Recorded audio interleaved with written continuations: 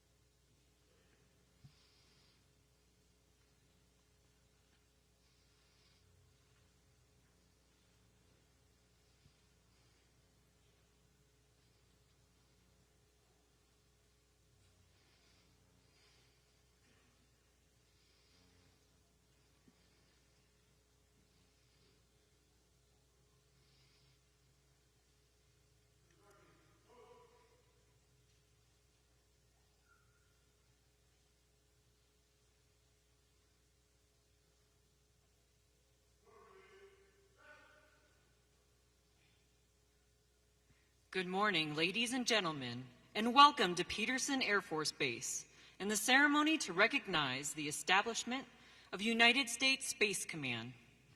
On behalf of the Commander, United States Space Command, General John W. Raymond, I extend a warm welcome to the military and civilian personnel, elected officials, community leaders, family and friends, those streaming the ceremony live from Building 1, and the Space Heritage Room at the Pentagon, who have joined us today as we recognize the establishment of the nation's 11th Combatant Command. The guest speaker for today's ceremony is the 19th Chairman of the Joint Chiefs of Staff, General Joseph F. Dunford, Jr. I am Lieutenant Colonel Mary Murphy, and I will be your Master of Ceremony for today's event. As a reminder, this ceremony is conducted as an outdoor ceremony. During the playing of ruffles and flourishes, military members in uniform will face and salute the individual being honored.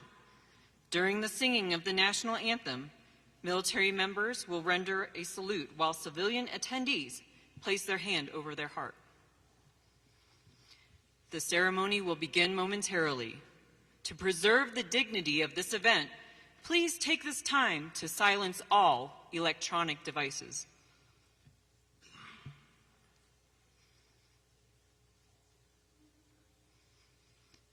Please stand for the arrival of the official party and remain standing for the playing of ruffles and flourishes, presentation of colors, the singing of the national anthem followed by the invocation.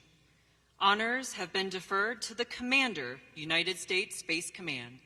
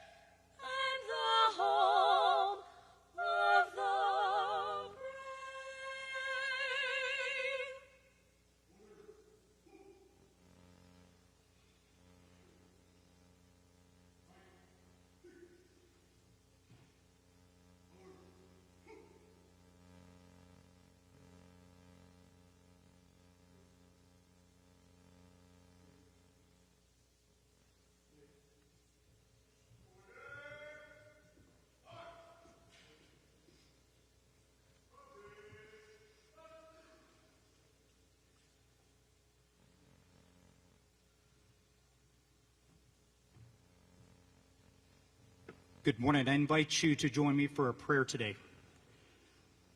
Almighty and gracious God, today is an important day for the Department of Defense. Our nation's civilian and military leaders have come together to celebrate the establishment of United States Space Command. This is a new opportunity for collaboration and synergy with our strategic partners, joint warfighters, our allies, and commercial partners, all efforts focused on the mandate to compete, deter, and win in the space domain. May this good work advance the cause of peace around the world. And now, Father, I lift up to you your faithful servants, General Jay and Molly Raymond. They have been called to lead, and they do so with so much grace and class. With great optimism and enthusiasm, they continue to answer their nation's call. They are servant leaders. Thank you for the calling you've placed on their lives to be senior leaders for the space domain, but also to shepherd thousands of airmen, soldiers, sailors, Marines, civilians, and contractors. This is a big job, and you are a big God. You have called them, and now you will equip them with everything they need to successfully carry out this new mission. I know they look to you. You are their rock. You are their strong foundation.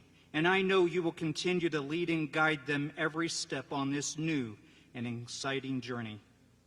Finally, I commit to you every person tasked to support this new combatant command.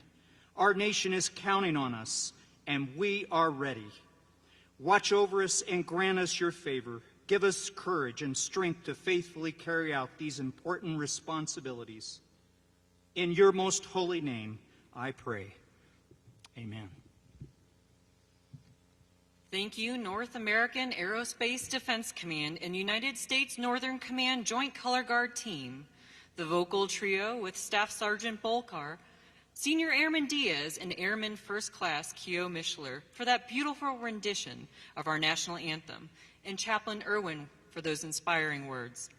Ladies and gentlemen, please be seated.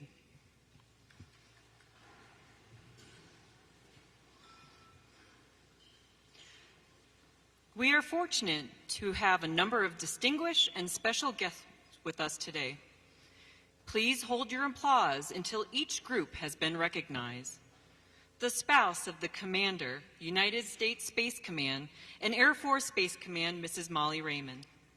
The Command Senior Enlisted Leader, United States Space Command and Air Force Space Command, Chief Master Sergeant Roger Toberman, and his wife, Miss Rachel Rutch. General Raymond's brother-in-law, Mr. Joe Gary. General Raymond's niece, Mrs. Jennifer Peterson, and her husband, Kyle. Raymond family friend and mentor, Lieutenant General retired Burton Field.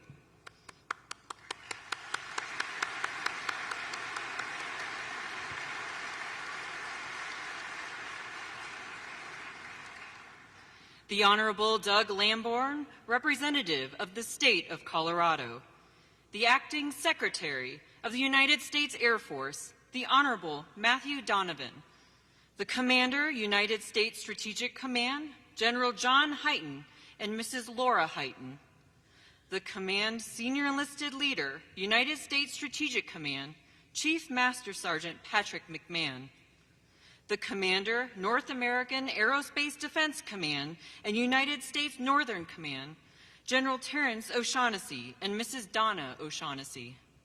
The Command Senior Enlisted Leader, North American Aerospace Defense Command and United States Northern Command, Sergeant Major Paul McKenna and Mrs. Michelle McKenna. The Lieutenant Governor of the State of Colorado, the Honorable Miss Diane Primavera. The Mayor, City of Colorado Springs, the Honorable John Suthers and Mrs. Janet Suthers. Former United States Space Command Commander, General Howell Estes, United States Air Force retired. Former United States Special Operations Command Commander, General Charles Holland, United States Air Force retired. Former Air Force Space Command Commander, General Lance Lord, United States Air Force retired. Former Air Education Training Command Commander, General Stephen Lorenz, United States Air Force retired.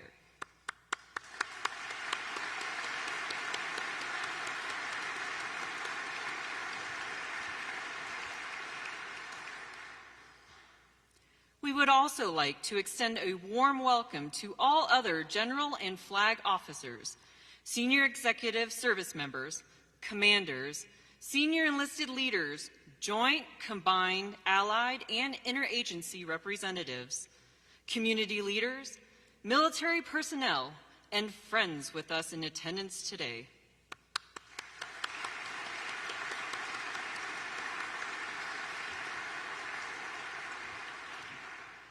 United States Space Command is our nation's 11th and newest unified combatant command, but its establishment is not without precedence. We are building today's command on the foundation of the extraordinary work of those in the first United States Space Command. 34 years ago, General Robert Harries established an accepted command of the first space-focused combatant command.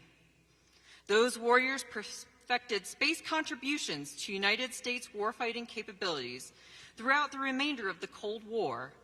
In Operations Desert Shield and Desert Storm, largely considered the first space war, and beyond. In 2002, we disestablished the command, rolling its functions into the larger responsibility of United States Strategic Command. Despite that change, space contributions to combat effectiveness continued to expand. Our adversaries took note and began posturing to negate our advantages. Today, space is a contested warfighting domain. We must prepare to protect and defend our interests there. Accordingly, our national leadership directed the establishment of the United States Space Command as a geographic combatant command with a mission to deter aggression, and should deterrence fail, to fight and win in order to preserve U.S. and allied interests in space. In a national-level ceremony on 29 August in Washington, D.C., President Donald J. Trump directed the Secretary of Defense, Mark T. Esper, to sign the establishment document. Immediately following the signing ceremony, the United States Space Command flag was unfurled. Today, we celebrate the establishment of the command and honor the warfighting men and women of the United States Space Command. In keeping with tradition, the flag was entrusted to the command senior enlisted leader, Chief Master Sergeant Roger Toberman, symbolically expressing the special trust and responsibility afforded to the command's enlisted members. The flag is emblazoned with the U.S. Space Command seal, which is designed with the bald eagle, a traditional symbol of American strength and vigilance. The eagle carries an olive branch in its right talon, symbolizing the worldwide goal of peaceful operations in space. In its left talon is a cluster of 13 arrows, indicative of strength and power to protect our citizens and allies. The arrowheads are fashioned as silver deltas, a symbol historically associated with space, representing change and innovation. Overlaying the blue globe with silver land masses are two white elliptical orbits, representing the unity of U.S. Space Command with our warfighting partners. The orbits intersect over the United States, the terrestrial heart of the command. The silver and white Polaris signifies our constant presence and vigilance in space.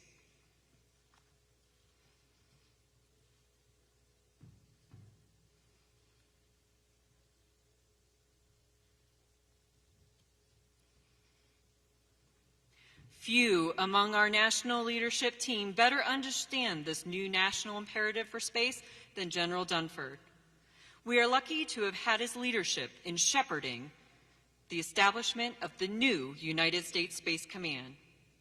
It is my honor to introduce the 19th Chairman of the Joint Chiefs of Staff, General Joseph F. Dunford, Jr.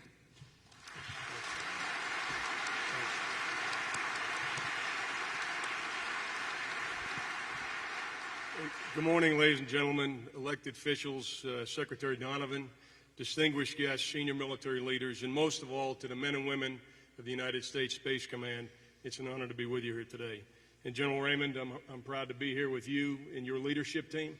We're fortunate to have the right leaders at the right time for this critical task. And to Molly, Raymond, and all the Space Command family members that are here, thank you for your continued service and sacrifice. I see a number of allies in the crowd who have traveled great distances, had a chance to meet some of them in the reception, and I think it's appropriate. I just ask for the representatives of our allied nations to please stand up and be recognized.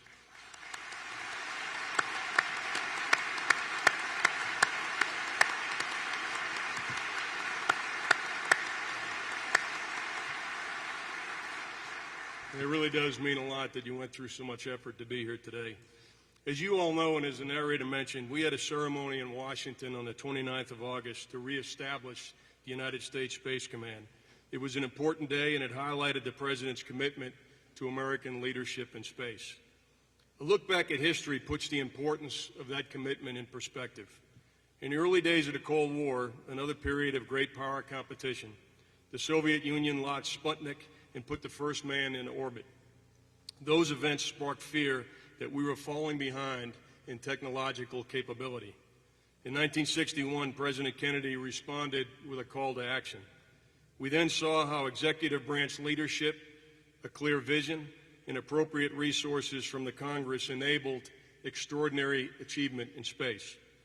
By July 1969, President Kennedy's vision was realized with Neil Armstrong's giant leap for mankind in our nation. In the decades that followed, the United States enjoyed uncontested access to the military and commercial advantages of space. In my view, it's not an overstatement to say that we're at another Sputnik moment, and you could argue that the stakes are much higher than they were in the late 1950s and early 1960s. The reestablishment of Space Command should be understood as part of a broader effort to maintain our nation's competitive advantage in space.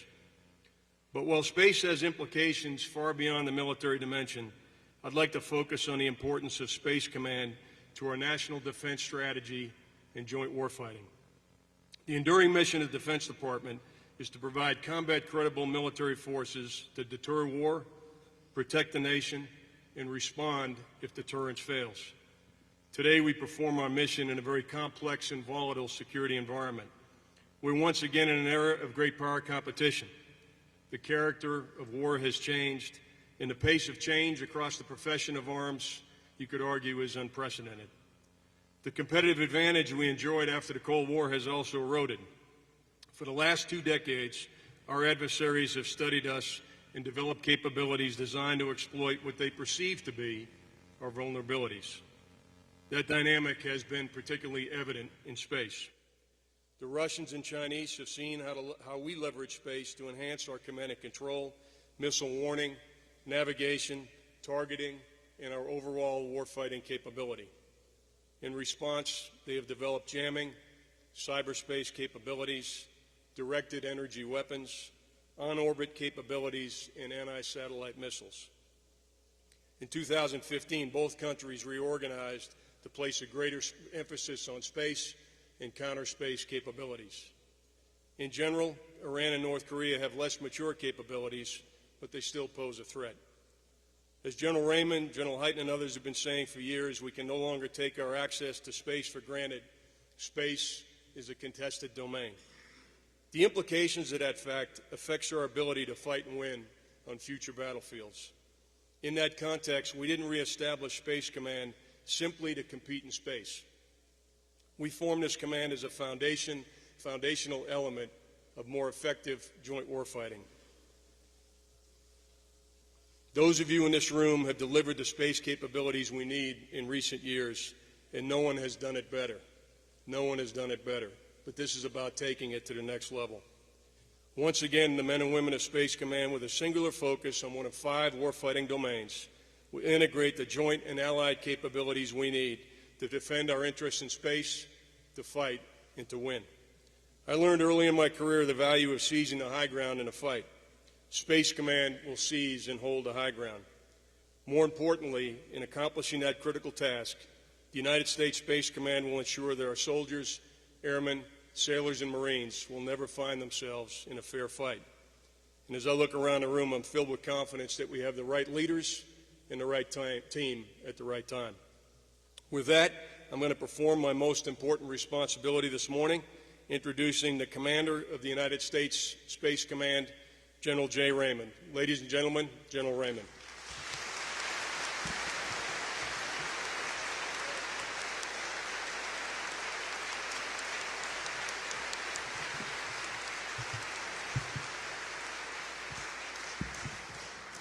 Good morning. Beautiful day, isn't it? Chairman Dunford, Congressman Lamborn, Mr. Secretary, distinguished visitors, but most importantly, the men and women of U.S. Space Command. It is a spectacular day here at Peterson as we recognize the establishment of our nation's 11th and newest unified combatant command. I thank the state and local leaders that are here with us today. I'd like to give a special shout out to the mayor, plus Mr. Bill and Frankie Tutt, and Don Addy. Thank you for all you do for us. You provide us such great support, not only to us, but to our families.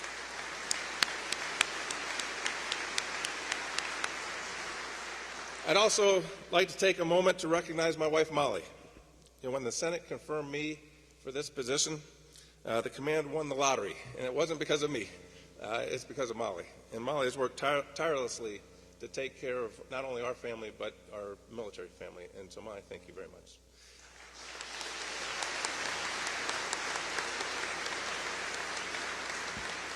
I'd like to recognize Molly's brother, Joe, and our niece, Jenny, and her husband, Kyle, for flying in from Minnesota to be with us today. It means a lot to us. Thanks for being here. And Chairman Dunford, by presiding over today's ceremony, you honor this command. We can't thank you enough. It means a lot to our space warfighters that you are here, and on behalf of everyone in attendance today, thank you for your leadership of the Joint Force over these past 4 years and for your 42 years of service to our nation. Thank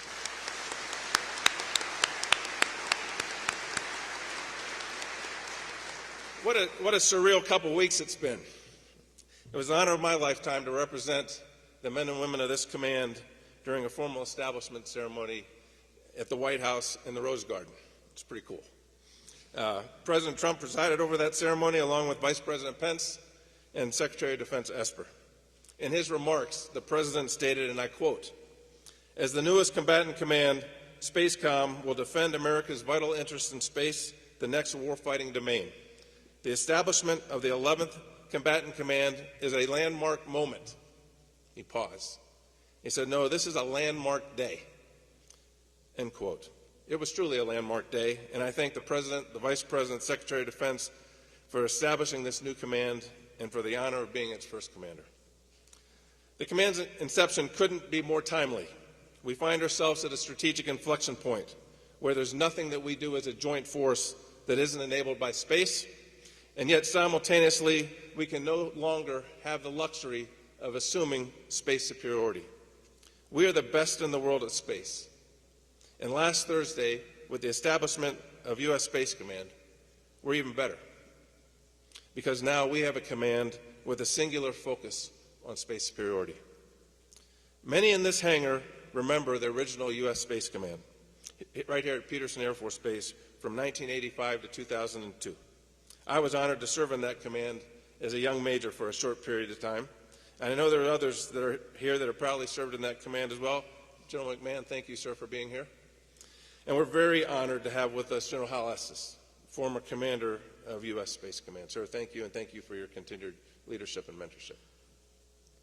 When the Cold War ended and the threat to space diminished, we stood down the command and established U.S. NORTHCOM, focused on protecting our homeland in response to the 9/11 terrorist attacks. As a country, we are extremely lucky to have General O'Shaughnessy and Donna leading this critical command. And personally, Molly and I are lucky to call them neighbors and friends. Thanks for being here. In 2002, when the command deactivated, the responsibility for space transitioned to United States Strategic Command. And for the past 17 years, STRATCOM was the steward of this warfighting domain. We've been lucky to have commanders such as General Chili Chilton, General Bob Kaler, Admiral Cecil Haney, and General John Hyten. General Hyten and his wife Laura are with us today. General Hyten is among the finest officers that I've ever had the privilege to serve with, even though you couldn't get into Clemson. I had to throw that in there. Sir, it's been a great privilege to serve with you. and under your command. I would ask you a favor. If you would please pass along our sincere gratitude to the men and women of United States Strategic Command who have worked so tirelessly to advance the space mission and get us to this historic point. I also want to thank you in advance for your continued support, because we're going to rely on U.S. Strategic Command as we get our warfighting legs underneath us.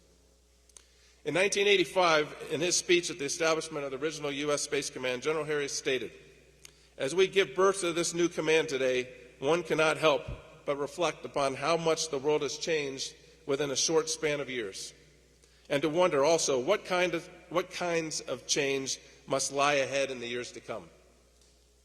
Those of us who will serve in this new command are well aware that those changes are likely to have significant impact upon our nation's security needs, and that change will bring difficult challenges before us. So the mantle of responsibility that has been passed is heavy indeed.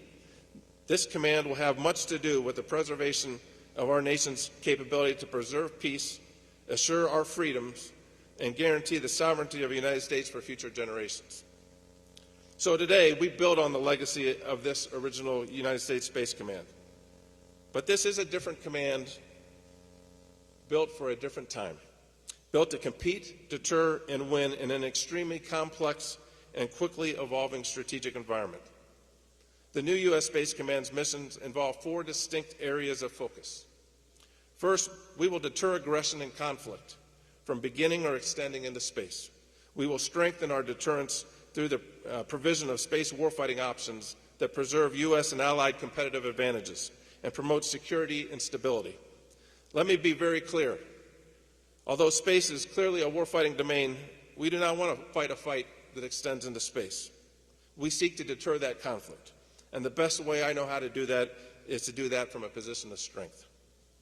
Next, we will defend U.S. and allied interests to meet the demands of the National Defense Strategy. The new U.S. Space Command mission has a much sharper focus on offensive and defensive operations. Towards that end, we've established a Joint Task Force for Space Defense, a first, and that's under the command of Brigadier General Tom James.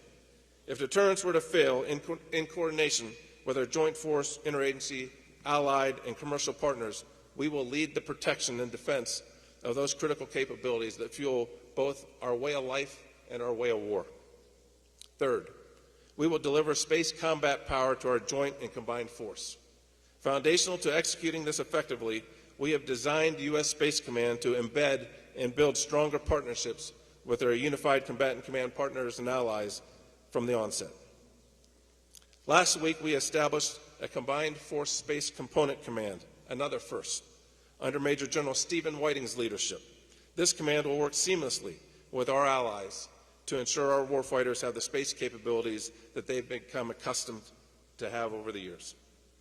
And finally, we will develop ready and lethal space forces.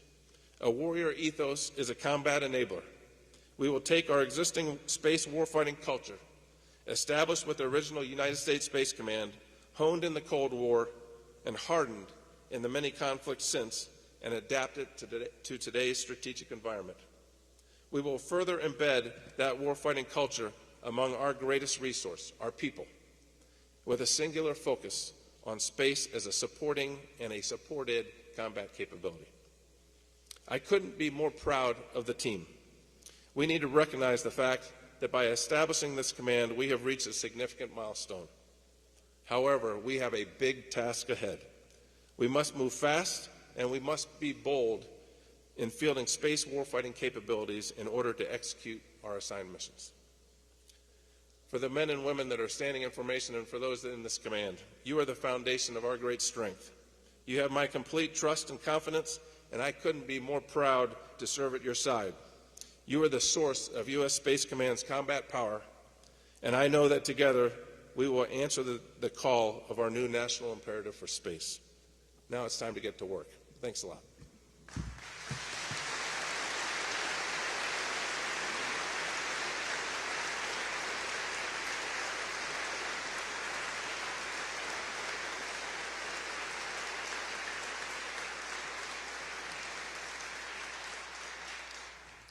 General Raymond will now receive his first salute as the Commander, United States Space Command. Leading the formation is the Chief of Staff, United States Space Command, Brigadier General Brooke Leonard.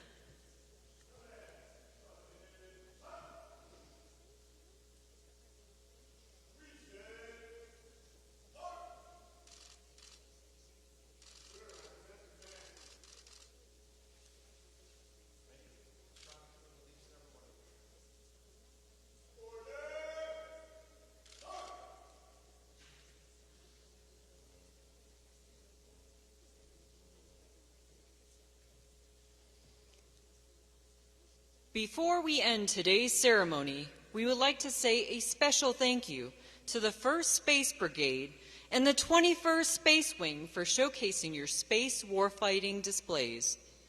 In keeping with tradition, please stand as we conclude with the Armed Forces Service Medley, played by the United States Air Force Academy Ceremonial Band, followed by the departure of the official party. Please remain in place until after the official party has departed the hangar and an usher has dismissed your row. General and Mrs. Raymond request the pleasure of your company in the main ballroom of the club for a reception in celebration of United States Space Command. Buses will depart following the ceremony to shuttle all personnel to the club or to Building 1.